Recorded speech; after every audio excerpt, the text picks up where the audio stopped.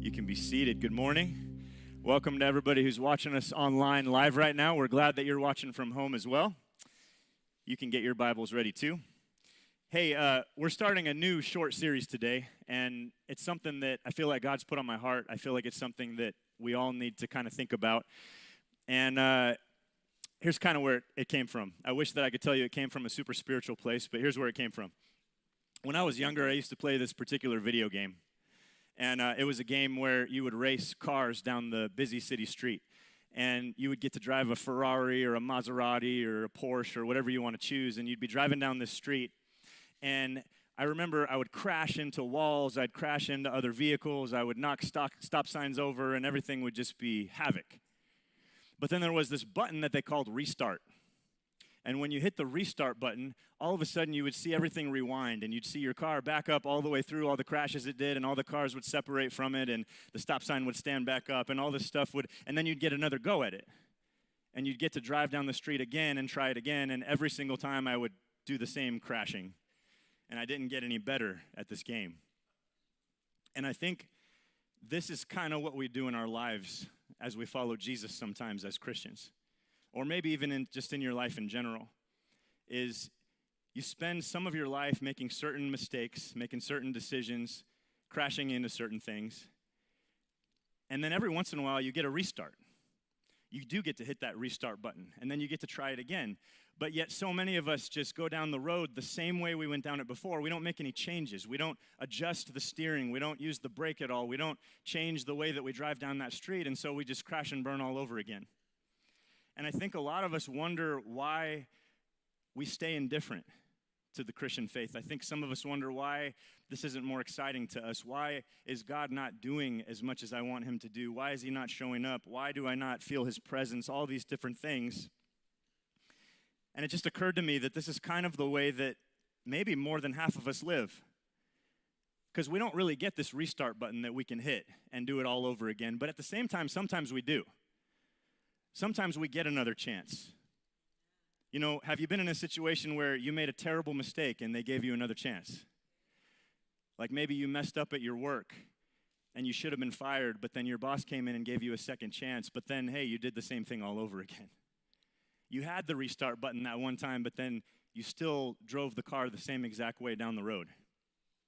Or maybe there's some decision you made that hurt somebody in the past, and you've been given another chance, and that person still wants to be in relationship with you, but you hurt them, and they're giving you that other chance, and now you get to do it again, but now you don't do it any differently. It just happens the same way, yet again, and again, and again, and you just find yourself getting that restart, but then stepping into the same crash and burn where you don't get healthier, and life doesn't look different, and you don't make different decisions. There's this passage of scripture in the Gospel of Luke that I want to share with you, and it's one of those moments in the life of Jesus that's really stayed with me over the years. It's really spoken to me in so many different ways, and I'm going to share kind of a new take on it today. We're going to start in verse 11. If you want to follow along, it's on your notes, it's on the screen. And what I thought we would do today as we kick off this short series is just kind of hit the restart button and realize that no matter what's in your past, no matter where you've come from or what you've done or where you find yourself today, there is an opportunity that God gives you to hit restart. And from today forward, do it differently this time. To drive down the road a different way than maybe you did 100 times before. And I want to look practically at what that might look like if we're actually going to see it. And so let me read it to you. It's starting in verse 11. Let's just pause and reflect on this. It says, "Now on his way to Jerusalem, Jesus traveled along the border between Samaria and Galilee. As he was going into a village, 10 men who had leprosy met him." Now, if you remember, leprosy is one of those terminal diseases back then that you could not be cured from. There was no medical healing of it. It was a horrible skin disease where you would start to rot from the outside in, basically. And it was something where you had to be banished from your community and sent outside the city walls so that you didn't spread it to other people. So you were isolated, you were thrown out of your community. It was a horrible, horrible situation. And so these 10 men come and meet Jesus. They all had leprosy. It says they stood at a distance and they called out in a loud voice, "Jesus, Master, have pity on us." When he saw them, he said, "Go show yourselves to the priests." And as they went, they were cleansed. One of them, when he saw he was healed, came back, praising God in a loud voice. He threw himself at Jesus' feet and thanked him, and he was a Samaritan. Jesus asked, "Were not all 10 cleansed? Where's the other 9? Was no one found to return and give praise to God except this foreigner?" And then he said to him, "Rise and go, your faith has made you well." I love this encounter in the life of Jesus for a lot of reasons, and I've talked about it before, but I want to try to bring something new out of it today. There does seem to be a pattern in this story, and I want to point something out first. Remember, in the 33 years that Jesus walked the earth before he was killed, that's all it was. We don't really have that much. I just want to throw that out there. I think some of us, as we read the Gospels, which is a historical account of part of his life, I think that we think that's like the conclusive summary of all things Jesus, but there's more that he did. There's more that he lived. There's more that he said, that we don't have in here because you couldn't possibly fit it in here. I think at the end of the Gospel of John, he says Jesus actually performed so many miracles that they wouldn't all fit in these books. They couldn't record them all. And I think sometimes when we read Jesus, we think, this is all there is, but there's so much, and this is a small window into the life and experience of the people that walked with him. And so my point is, when they choose a certain story that ends up in here, right? When they chose what would go in here under the direction of God, I think that it was chosen with incredible selectiveness. I think it was intentional. I think it was purposeful, that every bit that's in this book has a meaning that we can get out of it, and it's all important. That they weren't just telling history, they were telling a story. And it's a story where sometimes we can see ourselves in that story. And we can see the decisions that Jesus made and the people around him made. And then we can ask ourselves, what decisions, what choices are we making as we walk around this earth? And what can we do differently? And one of the continuous themes that we see all throughout the stories of Jesus that we have recorded is that whenever Jesus would do something profound, the people you would expect to respond to him with gratitude and faith and excitement were the ones that tended to really miss the moment.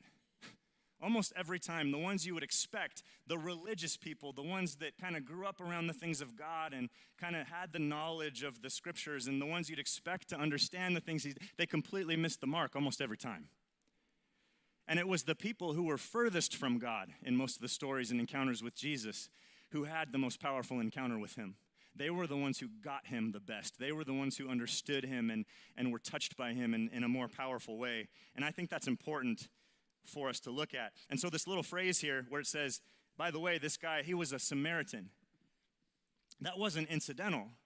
It's sometimes that person who's the least likely to respond in a certain way, who responds best to God when God shows up in their midst. And it's often the person who seems, again, so consumed by faith, and they've grown up around all this and had their life enveloped by the things of God. Sometimes they become callous, and it allows them to kind of miss those God moments. And so many of the stories of Jesus give us places that we can see ourselves and responses that we can choose along the way in our lives. It's as if Luke is trying to let us know that the choice that's made here by this particular guy, it's the minority decision. And I want to throw that out here because if you actually study what this book says and you look at church history and even in our current world, it's often the minority that's on God's side. It's often the minority that's doing the right thing, not the majority. And I want to point that out, especially here, because it's the one guy out of 10 that did the right thing here. So we're going to look today at what this 1 out of 10 did that was so important that the other 9 didn't do, that they kind of missed the mark with this encounter with Jesus himself. And, this is built into our lives, by the way. I think it's a common concept. Like, how many of you, I pay for the streaming now for TV where I don't have commercials anymore because I hate commercials. But how many of you still watch commercials? Like, do they still have toothpaste commercials where it's like 9 out of 10 dentists choose Colgate, right? So obviously that's the one you should choose. It's the best one if 9 out of 10 dentists choose it. And well, there it is. It's like in this story, and I think this is also equal to what we see in the world today. 9 out of 10 people who are touched by Jesus end up not returning to actually see their lives change from the inside out. That's a tragedy. That 9 out of 10 people who've had some level of encounter with Jesus Christ, and almost everybody has, actually return to a place where they see change and they walk away from the indifference that they had before they encountered Christ. That 9 out of 10 people that actually experience God's goodness and his faithfulness will not return into some expression of gratitude and thanks to him. It's as if it was just a casual thing. And when you look at those percentages, it's pretty disturbing. And so I wonder in our daily personal lives, like, what is that 1 out of 10 for us? Like, let's make it personal. Let's see ourselves in these numbers. Is it possible that 9 out of 10 times that God does something in us or around us, we miss the point? Is it possible that 9 out of 10 times that God is good and shows himself to be good around us, we don't see him as good? Is it possible that 9 out of 10 times for some of us, we don't even choose to believe in him, even though, because we're not aware of it and we're not paying attention to all the evidence that points to him all around us, like we talked about in this last series? And so part of hitting the restart button on your life and getting to this point, that's what we're talking about today, where your soul is healthy and your soul is actually not sick and as broken as it is walking around this earth. We want it to be healthy. It's coming to a place where we experience God, and each time he's present in an undeniable way, that we don't actually miss it. Because it's all around us if we actually open our eyes and pay attention, and it will shape us, and it'll determine our heart, and it'll determine our future, and it'll determine how you choose to drive down that road differently this time instead of just crashing all over the place. And so what I want to do today is highlight just a couple of characteristics, I think, that are really important of people who want their soul and their heart to be in a healthy place, which I would argue that few of us are there. As we walk around this earth claiming to be Christians and claiming to have the goodness of God and all these things, I think that a lot of us, we're missing some very important characteristics and traits that are supposed to be part of who we are. And so what we're going to do is talk about 3 different buttons today that we can hit to restart these areas in our life. And you have the grace from God to do that, even if you haven't been good at any of these buttons to this point. And I struggle with some of these as well. I'm in this too. But if you're going to live differently and drive down the road differently this time, these are some things that you need to change in order for your soul to be healthy.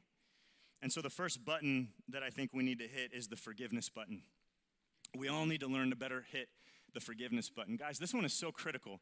This is one that if we don't learn, and this applies to everybody on earth, but especially as Christians, if you don't learn this, you are not going to be a healthy person.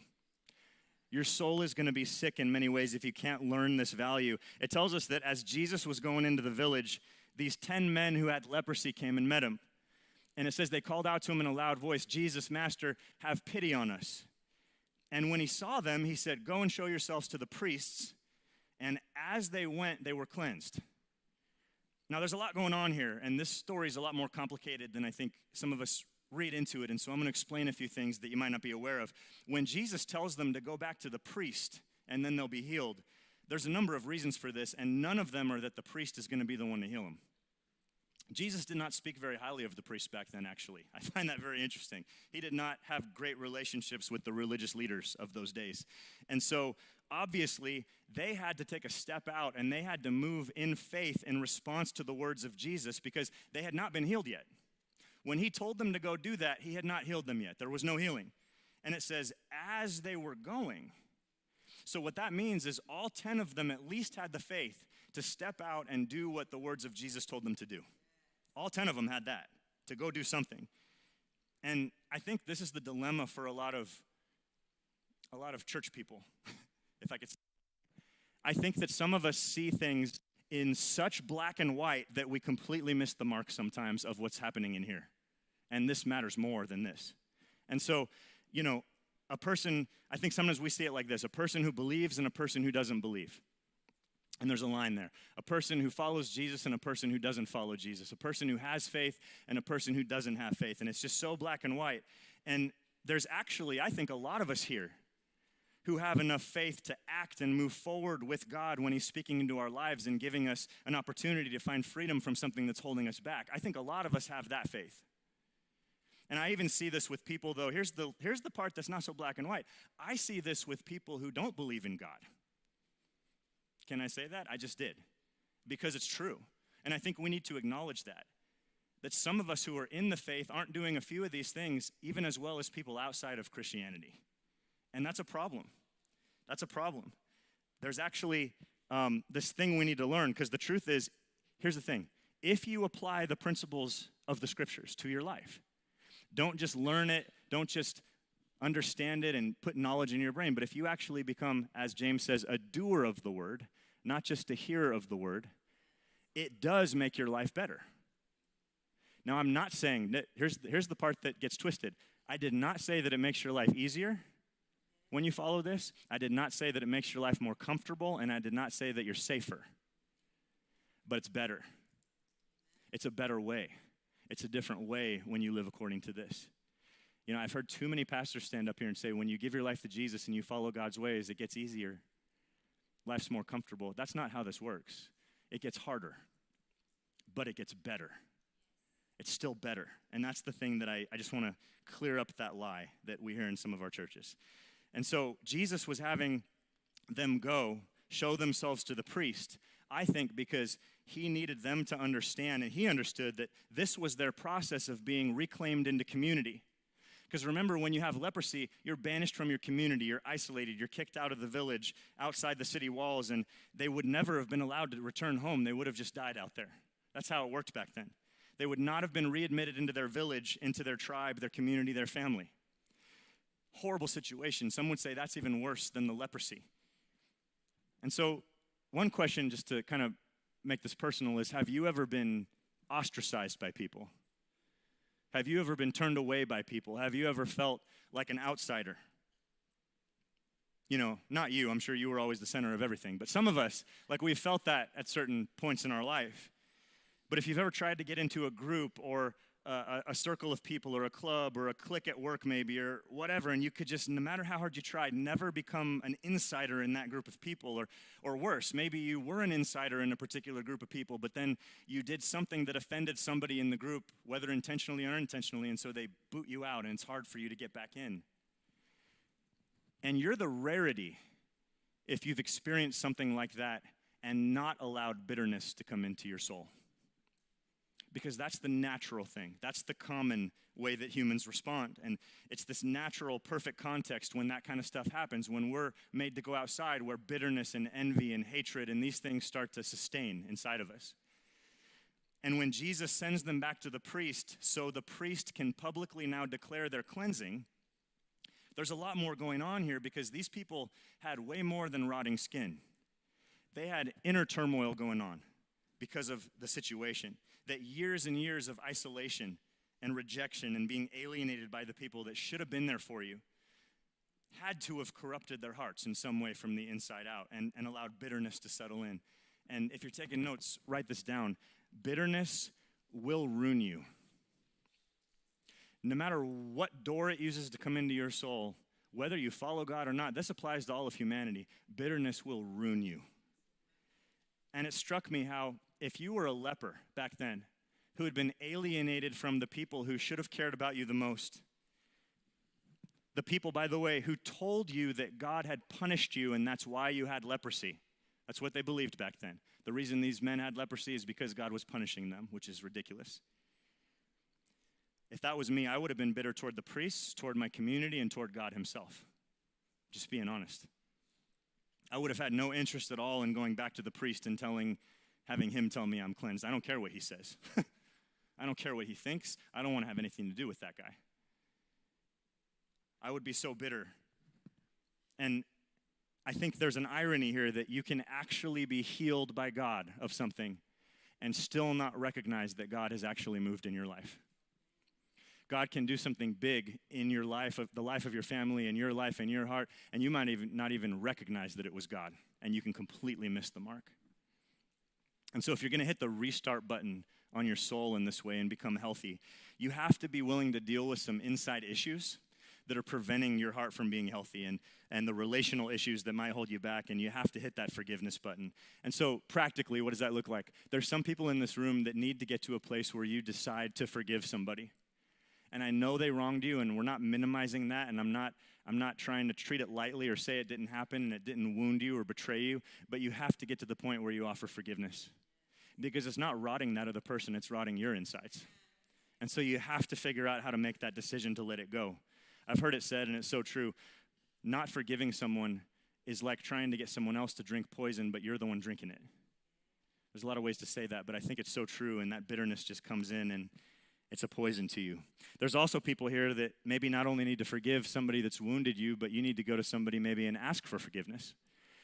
Maybe you've hurt somebody intentionally or unintentionally, and you need to own that and actually go to the place where you ask that person to forgive you. And then this is a big one, and I think a lot of people leave this one out, and I'm not going to leave it out.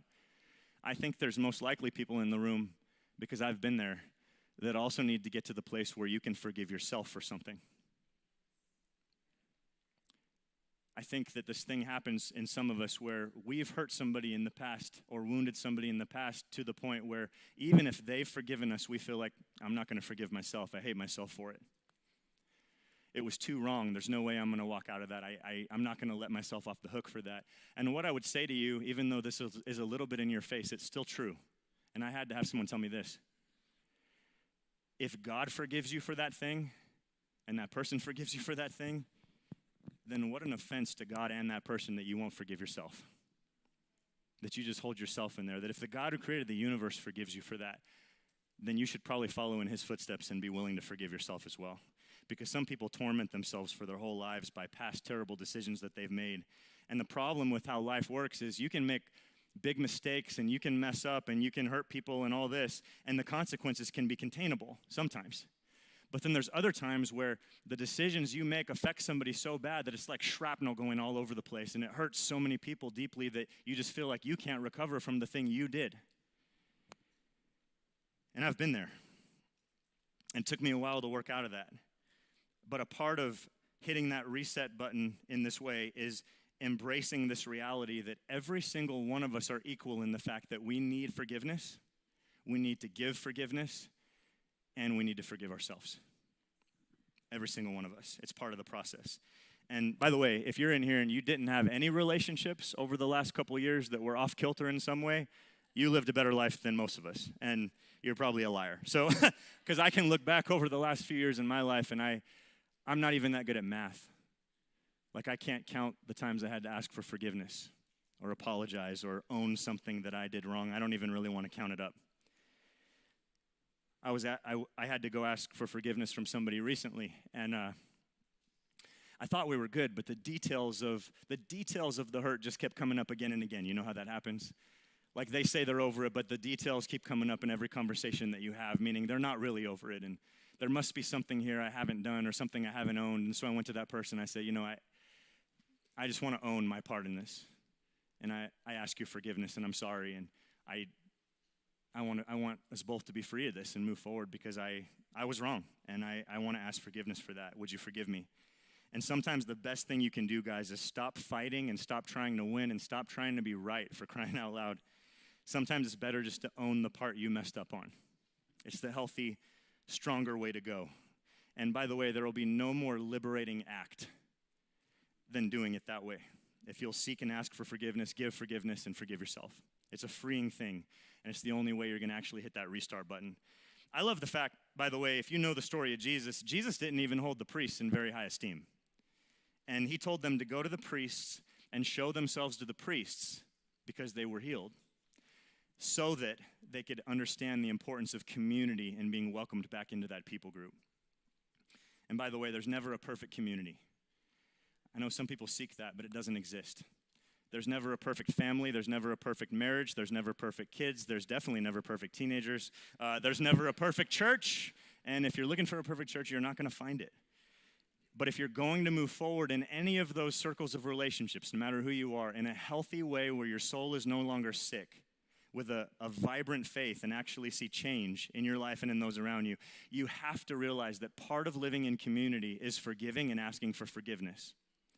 Part of a healthy marriage, if you want it to be healthy, is forgiving and asking for forgiveness. Part of a healthy family is forgiving and asking for forgiveness. Part of a healthy church is forgiving and asking for forgiveness. I could go on and on. It doesn't work without that. It's not how God designed it. There's a second button that I think we really need to hit that a lot of us are not very good at, if I can be blunt, and it's the gratitude button. It's a value we all need to have if we're going to get healthy. And it says one of them, when he was healed, came back praising God in a loud voice. He threw himself at Jesus' feet and thanked him. And then here it is. And he was a Samaritan. He was the one that was least expected to come back to Jesus, of all people, with gratitude. And he's the one that did. And then Jesus asked, were not all 10 healed? Where's the other 9? Was not one found to return and give thanks to God except this foreigner? And here's the thing, when I read that story, I find it really hard to believe that all 10 were not really excited. I mean, they had this terminal illness. They weren't going to be healed from it. Nobody was back then. And they're all of a sudden healed. They had to have been excited. Like, they weren't just walking along to see the priest and were healed and then just didn't think that a miracle happened. Like, oh, it's a coincidence, yay. No, it was a miracle, and they all knew it. And I think what this points to, and maybe this is a word for some of us, some people, for whatever reason, just have a really hard time celebrating anything. Like, you see good stuff happening in people's lives sometimes, but they just, for whatever reason, can't seem to celebrate it. Like, they just always want to be down about it and not celebrate, and they don't want to celebrate others for sure. And I mean, these guys just had to be exhilarated. But you run into some people in this life, and it's like you have to go down so deep in the oil tank with the oil stick before you find any crude to pull up of gratitude and appreciation. It's just so hard to dig out of that tank, and where there's acknowledgement that, hey, something good is happening in my life, and that God is a reality in my life. And you know, the reality is that gratitude just isn't sustained very well. We don't sustain it very well. We haven't learned to do that, and it doesn't last long enough for us to actually redirect our lives into God's presence and express thanks and gratitude to Him. And I think it's true even of people. Let me talk to the men in the room for a minute, especially those that are married. I'm sure men, as a husband, those of you that are married, as a husband, I'm sure that you're grateful for your wife. You know, I imagine if I sat you down at a table across from me in a room and I interrogated you, like you would say, yeah, I'm grateful for her. But does she know that? Do you voice that to her enough? Do you let that out of your mouth? Because I'm going to be honest with you, and I know this is a little intense, but it's true. It doesn't really count if it never comes out of your mouth. If it's only in here, it's not really gratitude, because gratitude is expressed. Gratitude has to cross the threshold of your lips for it to matter. It's something that you show. It's not something that you simply feel inside. It doesn't really make an impact if you only feel it. And so to say I'm grateful to people is a big deal. And I'm not going to let the women off the hook either. I'm going to talk to the wives too, because I noticed only the wives were saying amen. But I'm sure there's wives in this room who are grateful for their husbands. Amen. That's better. But the problem is, I think that especially in these kinds of relationships, can we be this real here? I think we should be real in church more than any place else. I think that we have a natural inclination in these relationships to, instead of gratitude and what we value and appreciate, more often point out what irritates us, what annoys us, what bothers us. Point out every place that they've let us down in the past, even if they've been doing great the last month, every place they haven't come through for us. And I don't know, maybe you're the unique person here who has a perfect marriage, but the danger is that the longer you journey with somebody, the closer in intimacy you get with somebody, the longer you live with someone, the more likely it will be that you wrongly take them for granted. Because it's now just a thing that is always there. And it's just natural, and it's part of you, and you just expect it to be there, and you expect certain things, and this and that, and you just forget to tell people close to you sometimes how much you appreciate them and how valuable they are to you, and in detail, what their value is to you. Those are important things for your soul to get healthy. And so maybe part of what we need to do the rest of this year is hit the restart button on gratitude and realize that it doesn't really count if we don't express it. To express it to God, to express it to people. You know, there might be somebody here even right now who's sitting next to you that you need to express gratitude to, for a way they helped you or loved you or served you in some way. And frankly, we need to get better at that. And here's the thing. The beautiful thing about gratitude is it exists in unlimited measure if you'll give it away. The more you give it away, the more you actually find that you have. It's a practiced principle that grows and grows the more you do it. And if you don't believe me, I dare you to try it. Because part of what happens in terms of living a life of gratitude in your relationships is, and hitting that restart button is, here's the thing. Gratitude requires awareness. You have to be paying attention to be grateful. You can't just wake up and sit and start negative every day and then be grateful. No, you have to pay attention. You have to open your eyes and actually see the things and the people around you that you need to be grateful for instead of just complaining about things all day long. It requires awareness. And I'm going to be real with you. I've talked to a few people in the last month. And sometimes I just like to ask questions that aren't surface level because I get bored. And so I'll say, what are you grateful for these days? What's bringing you joy? What are you thankful for right now? And what I found with some people is There's actually people that when you ask that question, they can't find anything to be grateful for. Nothing. And when I hear that response, at first, I feel this like almost overwhelming sense of sorrow when I get that response. Like, oh my gosh, that's horrible. Like, what can we do for you? Because that's not a good place to live. Like, I feel so bad. There's nothing for them to be grateful for. But really, then I start to think about it a little deeper, and I haven't actually met anybody that doesn't have anything to be grateful for. It's just that they're not paying attention. And sometimes it's a perspective shift that we need to have in our mind in order to see those things. You have to actually open your eyes and your mind and your heart and soul to everything that God is giving you and doing around you. I know this. If you're here today sitting in a seat right now, you have something to be grateful for. There's people that couldn't make it today because they're sick. There's people that didn't wake up this morning. You did. If you had a meal today, there's people in our own city who didn't have a meal today yet. If you slept under a roof last night, there's people in our city who didn't. I could keep going.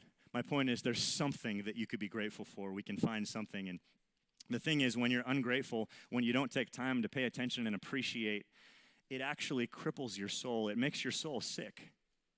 It does something inside of you, and it's hard to shake. Your soul was designed by God to appreciate and to express gratitude and to feel those things. And so to live a life of gratitude, there has to be an awareness of the activity and the goodness of God.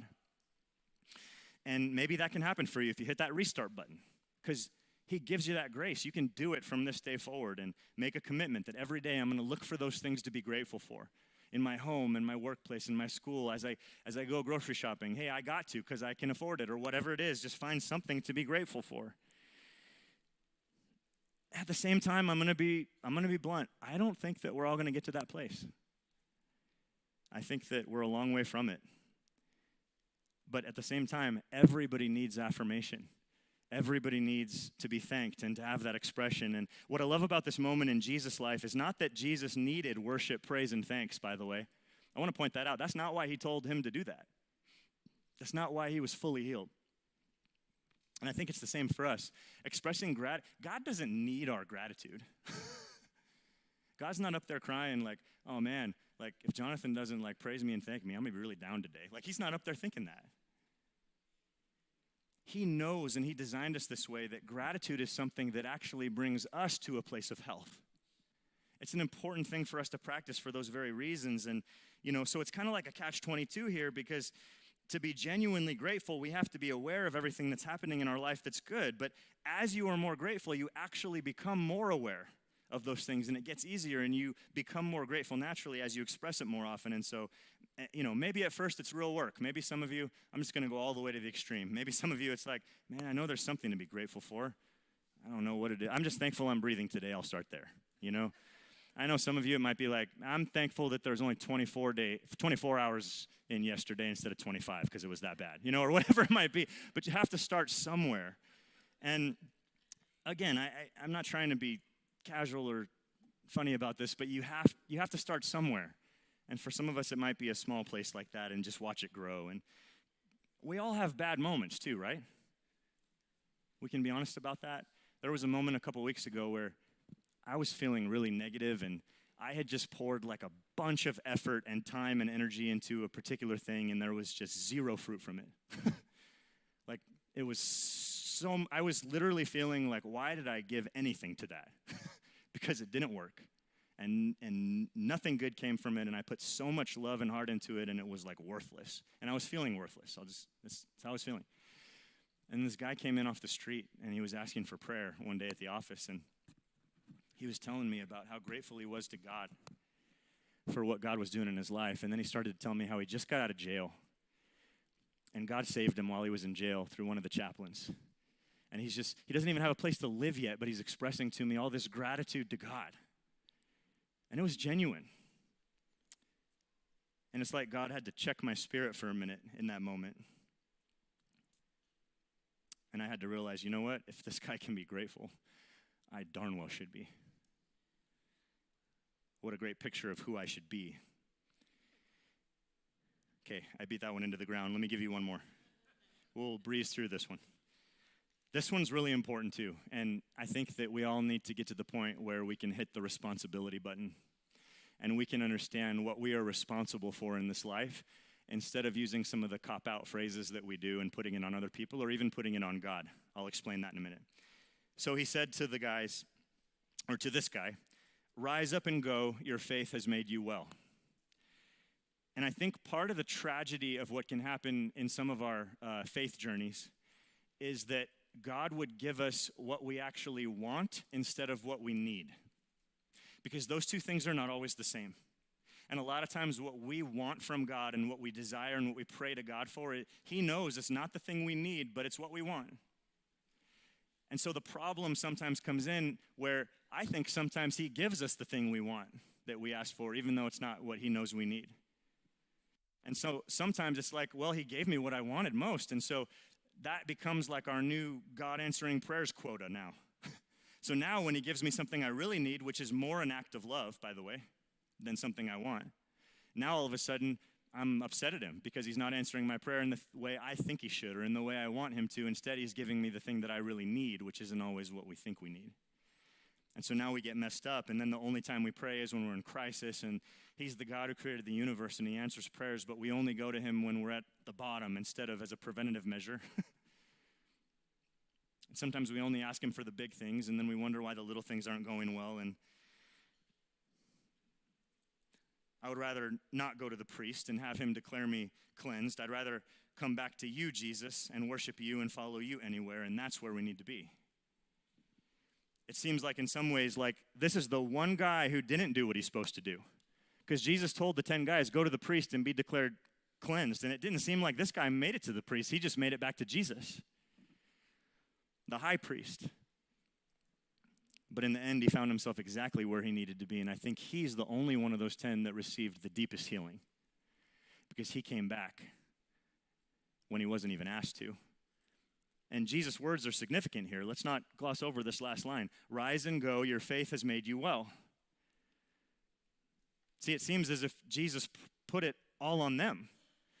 Everyone here had a choice to keep going or turn back, to go on and live life as usual and drive the car the exact same way, or to turn it around and do it differently this time, to reverse the direction and decide that he's their God.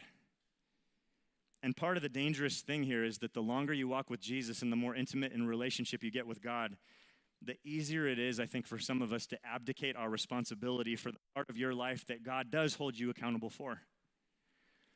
Don't miss this part, because a lot of people get this twisted, I think. If you really, truly read this book, you will find a lot of things that God will not do for you. Did you know that? God will do all kinds of things for you that you cannot do for yourself, and we see it all the time around here. But I also think there's a long list of things that God will not do for you because he expects you to do them. And he's not going to just step in and do all the things that he has given you responsibility to do. And I think that's something important that we all need to start living out in a better way. There were no instructions here, by the way, that if you get healed, come back and thank me. This guy just took responsibility and did it without having to follow the letter of the law. He just felt that this is what he needed to do, and so he did it. And here's where sometimes I think the spirit of the law, the spirit of God's instructions and rules, is way more important than the exact letter of the law. Ooh, heresy. No, I think it's true. I think it's true. There's a place you can go in your relationship with Jesus where you know the right thing to do daily. Clarification, disclaimer. I believe that every word of this is true and accurate, and that God has tons of things in here that are black and white. This is right, this is wrong. Okay? 100% believe that, and we all should. And it never steers us wrong. But I think you can go through your whole life simply being obedient and going through the motions of the black and white things this tells you to do and completely miss the reason behind it. You can completely miss the heart. You have all this knowledge of what God put in here and what he says, but if it's not here, it doesn't mean much. It doesn't mean much. The best illustration I can think of this is my children. I don't want my children, and I fail at this regularly, by the way. I'm working hard at my parenting, but I fail at it regularly. But my desire is that my children would start to do the right things in life, not because dad told them in black and white what's right and wrong, but because they're growing a heart of understanding why it's right and wrong. Because they're growing inside their heart and soul a passion for what's right and wrong, and seeing the fruit that comes from that, and that they're not just being nice to people because dad told them to be nice to people. They're being nice to people because they actually have love in their heart for people. There's a difference. And there's all kinds of places in Scripture where God himself said, your worship is meaningless, your actions are meaningless because you don't have the right heart behind it. You're just going through the motions. It's an empty worship. We need to have the heart behind it. I think in the same way, God doesn't want us doing right and wrong simply because he says it's right and wrong. I think he wants us to do it because it becomes who we are. It becomes our desire. So the question is, what are you going to take responsibility for that maybe you haven't been? What is it you need to own? And maybe it's hidden in a prayer. You know, because this is what we do sometimes. I think we do this. We say, oh, God, would you do this in my life? And God's going, nope, that's on you. God, would you do this for me? No, you do it. You have the power to do it, take responsibility and do it. And so when you pray, and you can pray for God to give you strength and to give you discipline, to give you courage, right? Or whatever it is. But I can tell you, flat out, if you're praying to God and saying, God, would you give me a job? And you're not out there looking sharp and applying for one, you're not going to get one.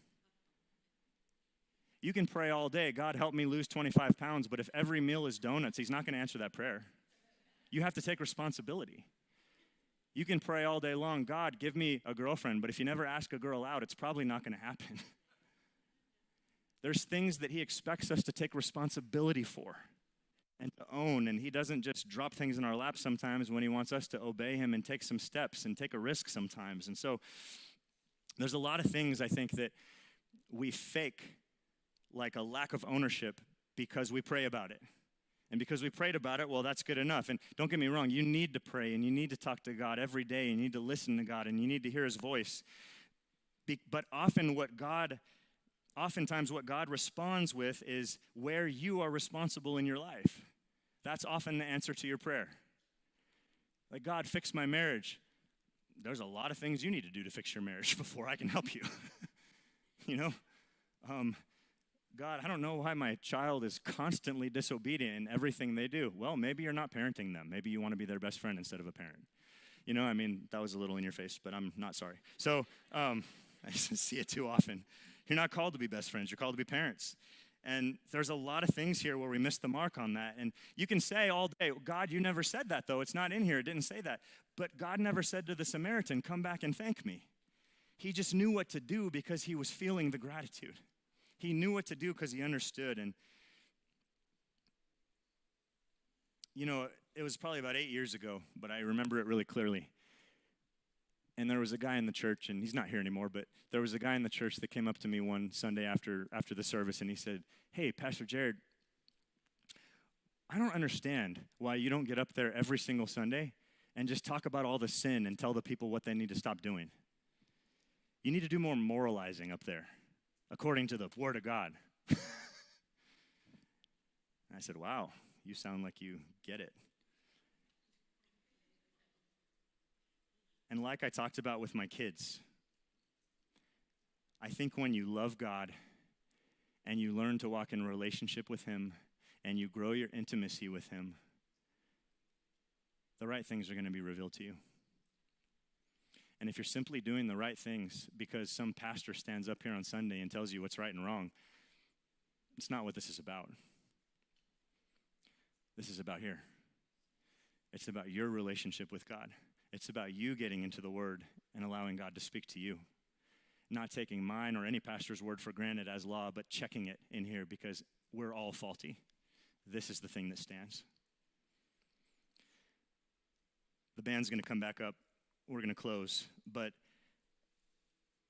by the way, I think one of the best ways that you can live in this way is everything you do it to the best of your ability. I think that's a way that you can take responsibility. So if you're a teacher and a follower of Jesus, you go out there and be the best teacher this week that you've ever seen. If you're a nurse, you go care about those people you're serving more than any time you ever have before. I know who's in my audience, if you take care of cows, you go take care of those cows the best you can. Whatever it is. If you're a stay-at-home parent, you love those kids with everything in you the best possible way you can, because it's one of the most important jobs you can have. If you're a musician, you do this the best you possibly can. I was reminded of something that happened when I was in high school many years ago. My dad had just gotten this new car, and it was the first time. We didn't grow up with a lot of money or anything. It was the first time that my dad ever had a car that wasn't beat up. So it was new to him, and he was really excited about it. And I had just gotten my license, and it was the first time that I was going to be allowed to borrow his car and go pick up a girl and take her on a date for dinner. And I was excited about it. 2 blocks from my house, I'm fiddling with the radio, and I run headfirst into a dumpster. The dumpster was already overflowing. All the trash flows all over the street. 2 little kids playing over here on the side yard start laughing at me and pointing. And the family in the house was really nice. They came out, and the father helped me start picking up the trash and putting it back into his dumpster, and then the dumpster fell on him and cut his leg open. And I just felt so bad. And you know, I just wished I could hit the restart button. I'd probably just played that game, actually, and I just wish that I could hit that restart button and it would have just rewound and I could have paid more attention and been more responsible and just seen that night go a little different. But now I'm in a situation where I have to fix the problem and I have to take responsibility, and I have to make the phone call to my dad, and I have to drive the car back and do the walk of shame. But the thing I'll never forget about that moment was my dad was frustrated and he was disappointed, and he now had to drive a car with a bashed-in headlight. And there were consequences. But not once in any of those moments did I doubt that he still loved me. Not once in any of those moments did I doubt that he had grace for me, that it was going to be okay, that he was still going to be there with me. Even as we sat on the couch and had a hard conversation, I knew that nothing was changing in our relationship. And it's the same thing with God. Here's the beautiful thing about God's grace. God allows us to learn from the past without having to live there. He allows us to learn from the past without having us live there. So whatever you've done in the past, whatever is still hanging on you, whatever you need forgiveness for, need to forgive, is holding you back, whatever barrier might be there to your soul becoming healthy. Learn from it, but God doesn't want you to stay there. Conviction is from God. Shame is from the devil. Change is from God. Walking around feeling like you stink from years ago is from the devil. God, I pray for everybody in this room. I pray that they would understand your grace first and foremost. And if they've ever been told anything else growing up, I pray that you would show them the truth. God, I pray that they would become more aware of what's in their past, of what's around them. I pray that they would start with that forgiveness button, that they would think through, who do I need to forgive, because it's holding me in prison, not that person. Who do I need to ask forgiveness from so I can feel free of hurts that I've caused? And God, maybe I need to fully understand the measure of your forgiveness of me so that I can finally forgive myself for something from the past and move on into freedom, the freedom you call me to. God, may we all be more aware as we go through this week of what we have to be grateful for, and may we not just feel it inside our hearts, but may we express it to those around us and to you. May we do it every day and start to take note of what changes for the better. And God, may we ask ourselves, what are the things that we've been praying about that maybe there's steps that we need to actually take responsibility for, because you will not always do things for us that we are called to do for ourselves. So may we take ownership and responsibility for our lives as we follow you.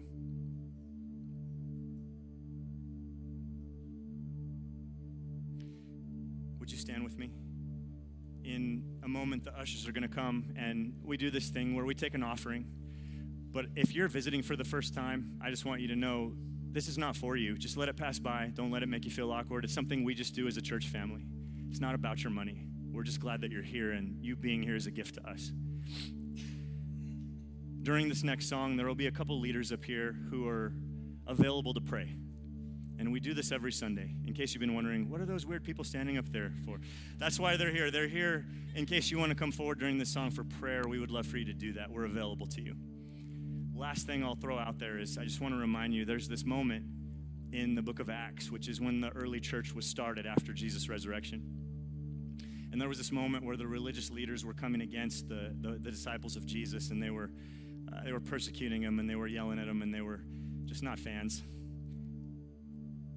But at the same time, these are the words they said. They said they were amazed at these men because it was obvious they had been with Jesus. And that was because of their boldness, because of the way they were living, because of the message they spoke, because of the way they were loving and forgiving even those who persecuted them. It was a different way that they had never seen, and it was so shocking to them that they had no other option but to say, these men definitely walked with Jesus. The more closely you walk with Jesus, the more people will recognize that you're with him. And these, of many, are three of the most important things that we talked about today, that if you can get these characteristics going in your life, it's so different from the normal world that people have to ask, why is it different? What is different about him? What is different about her? And the answer should always be Jesus.